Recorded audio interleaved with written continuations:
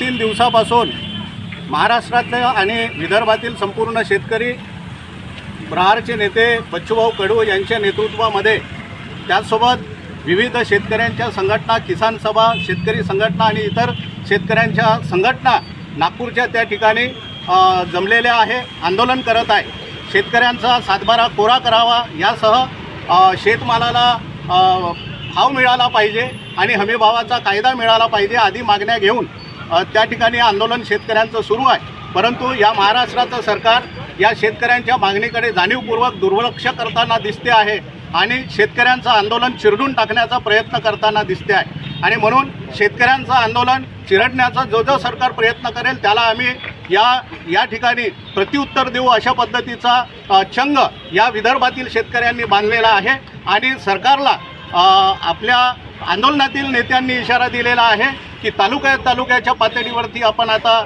जेलभरो आंदोलन करणार आहोत। आणि म्हणून त्याचाच एक भाग म्हणून शेतकऱ्यांच्या या इतर विविध अशा मागण्या घेऊन सातबारा कोरा करण्याची सुद्धा मागणी त्यामध्ये आहे। या मागण्या घेऊन आज आम्ही वणीचे उपविभागीय अधिकारी यांना या ठिकाणी निवेदन दिलेलं आहे आणि त्या निवेदनाच्या माध्यमातून या महाराष्ट्राच्या सरकारला आम्ही या ठिकाणी